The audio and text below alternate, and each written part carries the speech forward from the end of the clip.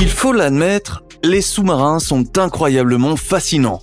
Ces machines peuvent être envoyées dans les parties les plus profondes de l'océan et rester sous la pression intense de l'eau pendant des mois. Même les personnes qui n'ont aucun intérêt pour la guerre ou l'histoire maritime trouvent ces bateaux extrêmement fascinants, moi y compris. Je ne peux même pas imaginer la sensation que cela doit procurer d'être envoyé en mission sous-marine et de rester enfermé dans ces minuscules machines pendant des semaines ou des mois. J'en perdrais la tête. Quoi qu'il en soit, c'est une réalité pour de nombreuses personnes. Mais si la claustrophobie ne suffit pas à vous faire vibrer, une autre réalité terrifiante est que de nombreux sous-marins militaires sont à jamais perdus en mer après avoir perdu le contact avec leurs collègues à la surface ou après avoir été abattus par les forces ennemies. Le problème est que beaucoup de ces épaves restent non découvertes pendant des années, voire des décennies. Aujourd'hui, nous allons nous pencher sur les disparitions mystérieuses de 5 sous-marins. Avant de commencer, n'oubliez pas d'appuyer sur le bouton j'aime et de cliquer sur la cloche de notification pour recevoir d'autres vidéos. L'USS Greyback. Il a fallu plus de 75 ans pour retrouver l'USS Greyback, qui avait disparu sans laisser de traces pendant la Seconde Guerre mondiale. Le sous-marin américain a coulé lors d'une mission militaire. Mais les secouristes et les militaires n'ont pu trouver aucune trace du navire pendant plus de 7 décennies. Les parents de ceux qui étaient à bord se sont demandé ce qui avait pu arriver à leurs proches. Et nous savons qu'au moins 80 membres d'équipage ont perdu la vie en ce jour fatidique. Ce n'est qu'en juin 2019 que le sous-marin sera finalement localisé après tout ce temps. L'épave du sous-marin a été retrouvée au large des côtes d'Okinawa au Japon. Cela peut vous choquer de savoir qu'un total de 52 sous-marins ont été perdus pendant la Seconde Guerre mondiale et que seulement environ 6 d'entre eux ont été retrouvés. Même si nous n'avions des preuves que de la dernière position de ce sous-marin, les courants au fond de l'océan peuvent facilement emporter un sous-marin loin de sa trajectoire, à des dizaines, voire des centaines de kilomètres de sa dernière position connue. C'était le cas de l'USS Greyback. Au moment où le sous-marin a été perdu, il aurait été impossible pour les forces américaines de le localiser. Ils pensaient que le sous-marin avait coulé dans les eaux japonaises, et les chercheurs avaient raison. Compte tenu du climat politique difficile et dangereux de l'époque, le personnel de sauvetage des États-Unis ne pouvait pas pénétrer en territoire ennemi sans risquer d'être attaqué ou fait prisonnier. Cela signifiait que presque tous les navires ou sous-marins perdus resteraient abandonnés pendant d'innombrables décennies. Après la fin de la guerre froide, les tensions entre les États-Unis et les autres pays ont commencé à s'apaiser. Cela a permis aux troupes américaines de poursuivre la recherche de nombreux navires perdus. Finalement, le sous-marin a été retrouvé à environ 463 mètres sous la surface de l'océan. On pense que le navire a probablement coulé le 28 janvier 1944. Un mystérieux sous-marin japonais au large d'Hawaï. Il s'agit de l'une des découvertes de sous-marins les plus étranges, mais elle contribue à montrer à quel point les États-Unis et le Japon ont progressé dans la résolution de leurs différends au fil des ans. En août 2013, les États-Unis ont découvert l'épave d'un sous-marin de la marine impériale japonaise.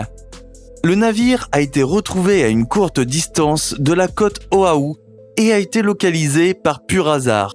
Le hasard a voulu qu'une équipe d'enquêteurs ait été envoyée dans la région pour faire des recherches sur les anciens peuples qui y vivaient il y a de nombreuses années. Alors qu'ils cartographiaient et documentaient l'endroit, ils sont tombés sur l'épave d'un sous-marin abandonné.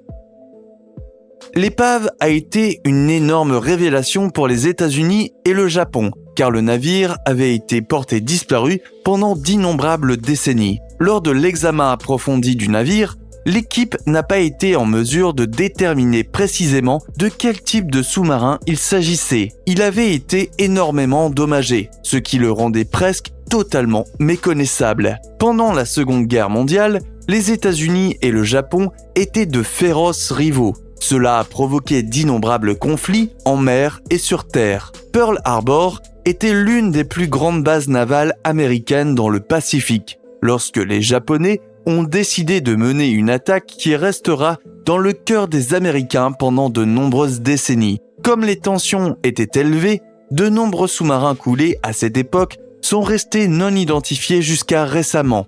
Ce sous-marin était l'un de ces navires. Il y a deux possibilités pour l'identification du navire et il s'agit soit d'un I-23, soit d'un I-400. Mais nous n'en sommes pas certains. Les chercheurs ont essayé de le déterminer à l'aide de robots sous-marins, mais les résultats n'ont pas prouvé grand-chose. Au final, ils ont découvert que l'avant du navire avait été gravement endommagé par des torpilles, ce qui explique probablement pourquoi il était en si mauvais état. Bien que cette découverte ne soit pas la fin heureuse que les chercheurs espéraient, elle a permis de mettre un terme à un mystère qui a tourmenté les autorités japonaises pendant plus de 7 décennies. Le sous-marin de pêche Pearl au large du Panama. Saviez-vous qu'il existait des sous-marins au XVIIIe siècle ? Moi aussi. Le tout premier sous-marin a été construit dès 1776 par un inventeur américain nommé David Bushnell. Il a surnommé sa création Turtle. Dans les années 1800, un autre modèle avait été créé par un inventeur français qui avait baptisé sa machine Nautilus, en s'inspirant des célèbres romans de Jules Verne. Le sous-marin de cette histoire n'est peut-être pas si vieux, mais il a été construit entre 1863 et 1866 par un Américain d'origine allemande nommé Julius Kroll, à New York. Julius gagnait beaucoup d'argent en vendant des perles et il trouvait toujours de nouvelles idées pour faciliter la commercialisation des perles. Cela l'a conduit à développer un sous-marin spécialement conçu pour aller au fond de la mer et collecter des perles. Son projet aurait probablement été couronné de succès s'il avait eu connaissance de la désormais célèbre idée du mal de décompression. Au cas où vous ne le sauriez pas encore, il s'agit d'une maladie qui peut coûter la vie aux plongeurs s'ils remontent trop rapidement à la surface de l'eau. La pression au fond de l'océan est démente et a des effets fous sur votre corps. Si vous revenez trop vite à la surface, la pression du gaz peut s'accumuler dans vos veines et avoir des conséquences fatales. C'est cette maladie mystérieuse qui a provoqué l'abandon du sous-marin baptisé The Explorer pendant des années. À l'époque, tout le monde pensait que le sous-marin était maudit, alors on l'a laissé dans les banques de la côte de la Perle du Panama et on ne l'a plus jamais utilisé. De nos jours, nous comprenons que cette maladie mystérieuse aurait pu être facilement évitée si les plongeurs avaient pris les précautions nécessaires. Depuis 2001, le bateau est considéré comme une relique de la Seconde Guerre mondiale car il a été identifié à tort comme un sous-marin militaire. Cependant, on a récemment découvert la vérité sur cette incroyable machine. Il reste aujourd'hui près de Panama et les touristes passent souvent pour prendre des photos avec lui et les poster sur Instagram. Comme les temps ont changé. Le sous-marin de l'Empire allemand. À l'époque de la Première Guerre mondiale, la marine impériale allemande a construit un très grand nombre de sous-marins, 360 pour être précis. On sait que 40 d'entre eux ont été perdus en mer ou coulés près des côtes britanniques, après avoir été frappés par des ennemis. La plupart de ces épaves n'ont jamais été retrouvées, et d'innombrables vies ont été perdues dans ces désastres. Cependant, l'un de ces sous-marins se trouve au large des côtes du Kent et est encore facilement accessible aujourd'hui. Ce qui rend ce sous-marin plus unique, c'est qu'il n'a pas été coulé pendant la guerre, mais qu'il a réussi à faire naufrage alors qu'il était en route vers sa destination. Alors que la guerre touchait à sa fin, les Allemands devaient livrer un UB-122 et d'autres armes au gouvernement britannique. Le UB-122 a coulé alors qu'il était en route vers une entreprise de démolition. Une grosse tempête a soufflé et a fait que le bateau a heurté un banc de sable près de l'ouverture de la rivière Medway. Il s'y trouve toujours à ce jour. Le bateau a été mis à la ferraille par les habitants de la région qui en ont utilisé les pièces pour réparer ou construire toutes sortes d'appareils ou de machines. Le sous-marin n'est plus qu'une coquille de ce qu'il était, les gens l'ayant dépouillé de toutes les pièces de valeur qu'ils pouvaient trouver. Ce qui rend ce sous-marin intéressant, c'est qu'il est facilement accessible à quiconque lorsque les marées sont basses. Il se trouve juste à côté de la côte du fleuve, ce qui en fait un lieu de prédilection pour les enfants et les photographes amateurs qui se promènent le long de la rive et visitent souvent le sous-marin. Nous ne savons pas pourquoi le gouvernement ne l'a jamais récupéré, mais il repose toujours sur le banc de sable à ce jour. Selon certaines rumeurs, certains des sous-marins UB-22 restants pourraient un jour être placés dans un musée ou préservés d'une manière ou d'une autre. Mais on peut dire qu'il est trop tard pour celui-ci. Il est bien trop délabré et a été dépouillé de tous ses principaux composants. C'est une cause perdue à ce stade. Le bateau russe de la catastrophe nucléaire. Les Russes n'ont pas hésité à investir de grosses sommes d'argent dans leur marine, même en temps de paix. Nombre de leurs sous-marins construits dans les années 1960 sont restés inactifs jusqu'en 1989, date à laquelle ils ont été soit remplacés, soit mis hors service. Le problème de la plupart de ces sous-marins est qu'ils contiennent des déchets radioactifs qui peuvent constituer une menace sérieuse pour les personnes, la faune et la flore, l'océan et l'eau potable. Beaucoup de ces sous-marins contiennent jusqu'à 1 tonne de combustible nucléaire. De nombreux sous-marins ont également été construits avec des réacteurs nucléaires à l'intérieur, afin qu'ils puissent être alimentés en énergie sur des kilomètres apparemment infinis, tout en ratissant le fond de l'océan.